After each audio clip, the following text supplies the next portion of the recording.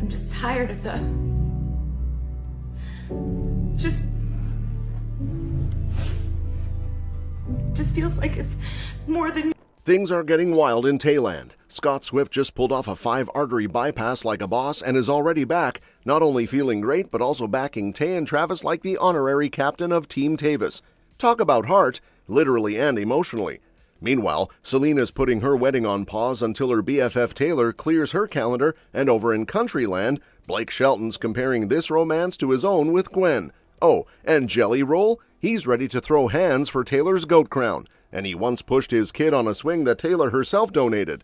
There's been a behind-the-scenes drama way bigger than any surprise track drop or secret album Easter egg hunt, and this time, it's not about Taylor's love life or glittery outfits. Nope, it's all about Papa Swift. That's right. I'm just tired of the... Just feels like it's more than music now at this point. Scott Swift, Taylor's 73-year-old dad and certified backstage MVP, recently had to face the ultimate medical plot twist, quintuple freakin bypass surgery. 5 blocked arteries, 5 reroutes. Basically, the man's heart was playing the worst kind of remix and doctors had to set it straight. But before anyone spirals, here's the tea. He's doing just fine now. Sources say he's back on his feet and feeling just great, like grandpa-on-a-pickleball-court great. Apparently, the whole saga started after a regular old checkup decided to stir up trouble by spotting something fishy. No heart attack or dramatic emergency sense, just a preemptive strike from Team Swift. And let's just say, when it comes to family emergencies, Taylor doesn't just show up, she basically camps out at the hospital. Word is she's been glued to her dad's side through the whole thing, from the nerve-wracking wait to the road to recovery. And of course, Mama Andrea and brother Austin weren't far behind. Team Swift was on full protective parent patrol. The operation itself, a full-on medical mic drop. Surgeons went in, borrowed a few vessels from here and there, and built Scott a brand new highway system for his heart. And now, he's chilling, regaining strength and soaking up some much-needed family time. Insiders say he's not just healing, he's thriving. Honestly, it's no surprise, Swift genes are built different. Honestly, with a recovery arc as inspiring as Scott Swift's, you just know there's more to this dad-daughter duo than hospital visits and heart surgery. Enter the Swift family flashback reel, starring none other than the OG Swiftie dad himself. Let's rewind to the late 80s when Scott and Andrea tied the knot, setting the stage for a future global pop phenomenon, and let's be real, a full-blown family operation. By the time Taylor popped into the world in '89 and Austin followed in '92, Scott was already CEO of My Daughter's Gonna Be a Star fan club. And when Taylor said she wanted to chase her musical dreams, this man didn't blink. He packed up the fam, moved his financial biz to Nashville and said, let's roll. Legend. And his support didn't stop at zip codes. Scott has basically been on permanent tour mode, handing out guitar picks like candy, sneaking fan snacks, and showing up at Chiefs games like it's game day and Grammy night rolled into one. The man even rocks team merch like he's about to get drafted. He's also being the ultimate embarrassing dad, like that one time he screamed, "Hey, that's Taylor Swift," in a hotel lobby. Sir, this is a Marriott, not a red carpet. But hey, we love a man who commits to the bit. Behind the scenes, Scott's been the silent strength, pushing Taylor, protecting her, and panicking over political posts like every dad who's accidentally clicked Facebook Live. When she dropped her now famous political statement, Scott was reportedly sweating bullets and suggesting armored vehicles like he was prepping for a spy mission. And yes, we still remember the Segway moment. Taylor in a golf cart, Scott trailing behind like Paul Blart on a mission. It's the Swift cinematic universe we didn't know we needed. Oh, and Travis Kelce? Apparently Papa Swift is all in. He's allegedly told folks that out of all of Taylor's boyfriends, and let's be honest, it's a chart-worthy list, Travis has made the biggest impact. And clearly that impact has reached far beyond the football field, straight into the seating chart of Selena Gomez's wedding. Yup, you heard that right. Apparently our girl Selena has slammed the brakes on all things bridal until Taylor Swift RSVPs. Who needs a wedding planner when your whole timeline depends on one glitter-drenched pop icon and her tight-end boyfriend showing up?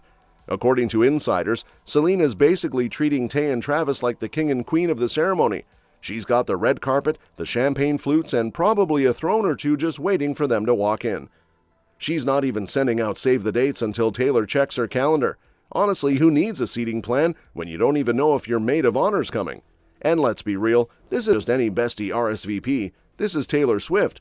Selena apparently wants her there from the first fizzy cocktail to the final sappy toast, possibly holding her bouquet, possibly DJing, maybe even officiating if things get out of hand. And while Selena's treating her bestie like Beyoncé at a backyard barbecue, she's also got a soft spot for Travis. Sources say she adores him, probably for treating Taylor like the crown jewel she is, and not just a stadium-slaying goddess with a Grammy shelf longer than his touchdown reel. Honestly, Travis might want to start practicing his wedding wave because the bride's got VIP seating lined up for him like he's halftime entertainment. The wedding's reportedly going down in Montecito, because of course it is. It's the official zip code of celebrity romance and photogenic sunsets. Think less bridezilla, more barefoot luxury and boho florals.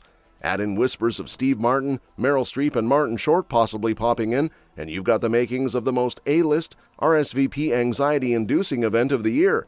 And speaking of celeb power couples setting off fire alarms with their combined hotness, enter Blake Shelton, casually chiming in from the sidelines like the honorary country music dad we never asked for, but somehow love anyway. Apparently Blake's been watching the Swift-Kelce romance unfold like it's his favorite reality show, and he's got thoughts. Big ones. According to insiders, he's drawing all the parallels between his love story with Gwen Stefani and Taylor's NFL fairy tale. The fact that they're both just kind of putting it out there in everybody's face, there's no like sneaking around. That's what Gwen and I did, you know. It's like, look, I'm dating Gwen Stefani. I want... And no, it's not just the tall brunette meets blonde pop queen thing. It's the vibe, the way both couples are living their truth in full HD. Blake's basically fangirling over Travis and how the guy just owns every room he walks into. Whether it's storming a football field, standing front row at a concert, or crashing Eras tours like it's Coachella, Kelce's not just showing up, he's showing off in the best possible way. And Blake's all for it. He says there's no shrinking in Taylor's shadow for this man. Travis is the kind of guy who brings the stadium energy even when he's at a dinner party. The charisma? Off the charts. The confidence? Practically a flex. But what really has Blake cheering from the bleachers is how these two aren't sneaking around like it's 2007 and the paparazzi just discovered night vision. They're not ducking behind tinted windows or doing the awkward "we're just friends" shuffle. Instead, they're all in, sharing hugs, camera flashes, NFL Skybox PDA, the whole shebang. And that, according to Blake, is the secret sauce. It's what he and Gwen did. Skipped the games, kept it real, and owned it like pros. And speaking of keeping it real, country rock teddy bear Jelly Roll is ready to throw hands for the Queen of Pop herself. Yep, if anyone so much as breathes the suggestion that Taylor Swift isn't the GOAT, Jelly's got one thing to say: meet me in the parking lot, pal. The man's on a full-blown mission to protect Tay's honor like he's her Grammy-winning bodyguard, with snacks in one hand and fists of fury in the other. On Pat McAfee's show, Jelly basically turned into a Swiftie superhero. He was like, "Travis, bro, chill, I got this." And the way he said it, you could feel the mic drop echo all the way from Lucas Oil Stadium to the top of the Billboard charts. He is not just singing praises, he's about to write a country rap anthem called "Don't Talk Smack About Tay." And the way he breaks it down, pure gold. He knows it's not just about a concert, it's a whole pregame ritual. The outfit meltdowns, the dinner reservations, the parking nightmares, the existential crisis when your eyeliner wings don't match.